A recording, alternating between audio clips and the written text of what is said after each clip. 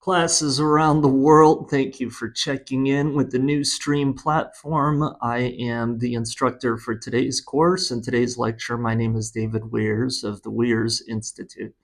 So today's lecture, I'm going to talk to you guys about business.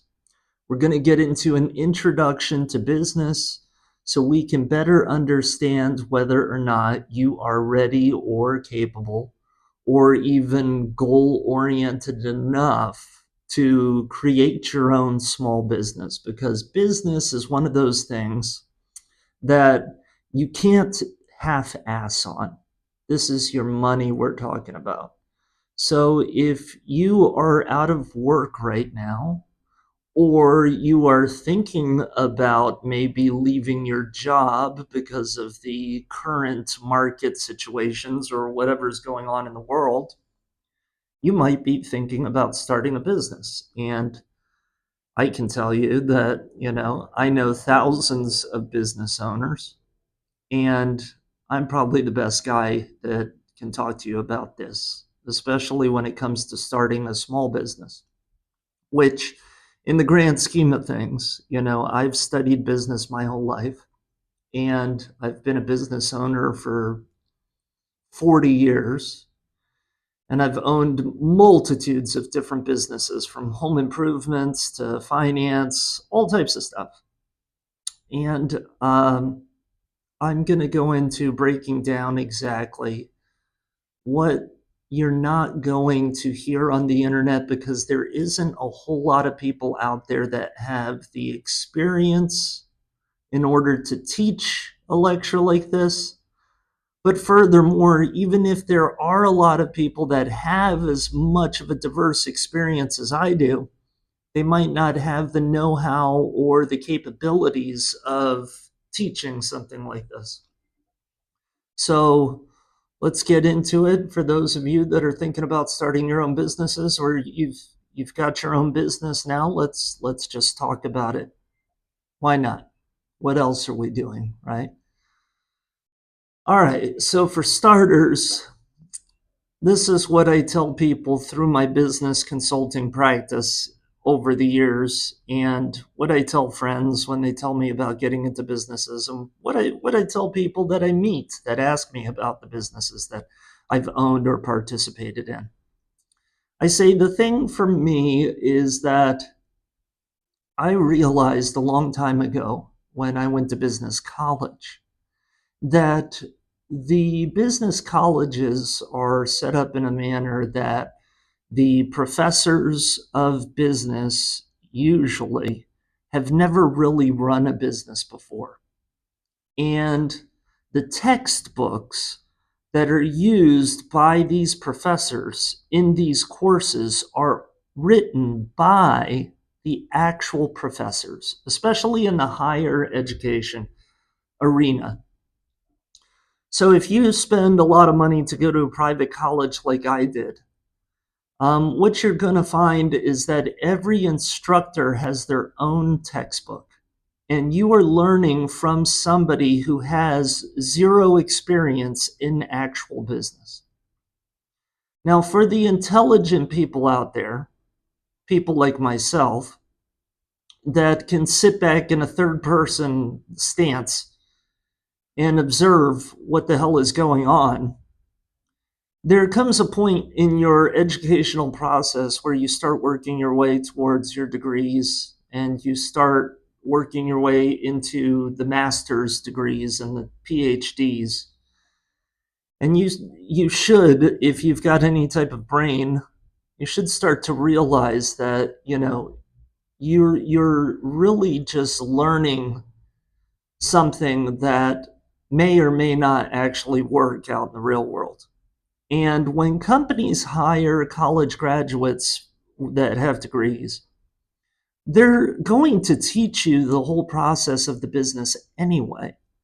What they want to know is they want to know that you were committed enough to pay for schooling for 4 years, 6 years, 7 years, whatever, and that you were committed enough to learning a system, if it worked or not, and test well on that system, if it worked or not, and you were able to implement it and do well at that. That is what employers are looking for. So if you work in a company where there are people with degrees and without degrees and everybody's making the same money, this is the reason for it, because companies want to hire people who have potential. I want to hire somebody off the street that is not just going to be a cog or be a pawn or be just a working part of the machine. Every time I hire somebody, especially for smaller businesses, I'm looking to hire somebody who's willing to, over a short amount of time, learn all of the aspects of the business and dealing with the customers and keeping the customers happy so we have repeat customers. And the goal is really to advance these people to the point that you can just hand them the keys and you can go on about your way. Because realistically, what business is all about is it's not about making, billions of dollars and having thousands of people on payroll. That's just a headache. Now, that is the model that everybody likes to teach and everybody likes to talk about, and it's called scaling, where you basically take the ideas of one person, right?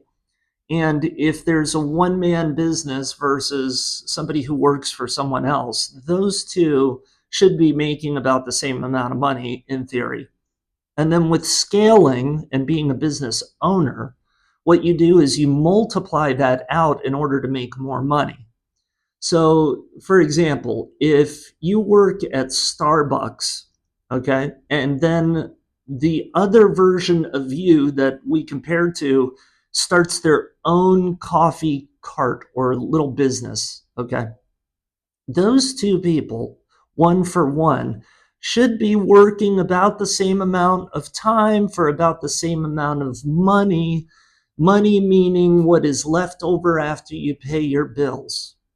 So, in the broad scheme of the business culture, what you're looking to do is to make profit, not just money. You need to make profit. You want to maximize profit. Profit is what is the difference between paying your rent, paying your living expenses, paying your food, paying for your car, paying for your cell phone. You know, all of the bills that all of us have. All of this is very similar between business owners and employees. It's exact. The difference is the business owner has the advantage that they can recruit people that can be clones of themselves. And with scaling, they can now multiply this profit.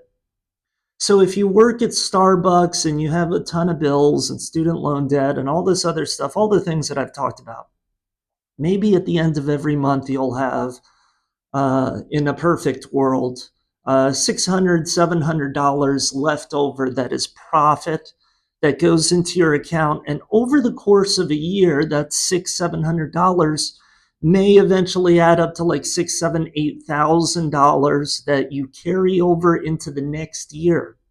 So after 10 years, realistically, with this model of working for somebody, you should be sitting on $80,000. That is the American dream. That is the dream that every employer sells to every employee. And it sounds good to me, even being somebody who has owned their own businesses for 40 years. I can tell you, I know I look younger than being able to do that, but I started my first business at 8 years old selling avocados. Okay. And ever since then, I have run, owned, operated over 20 different businesses, all small businesses. And now at the wonderful age of 49, I've got all of this experience in multitude of different fields. And even if innovation and AI and robots turns an industry that I am into upside down, takes it over, and kicks me out of a money-making opportunity, I have enough experience to float on to something else tomorrow. It's no problem. And I can do it by myself. And this is what I teach you in these lectures.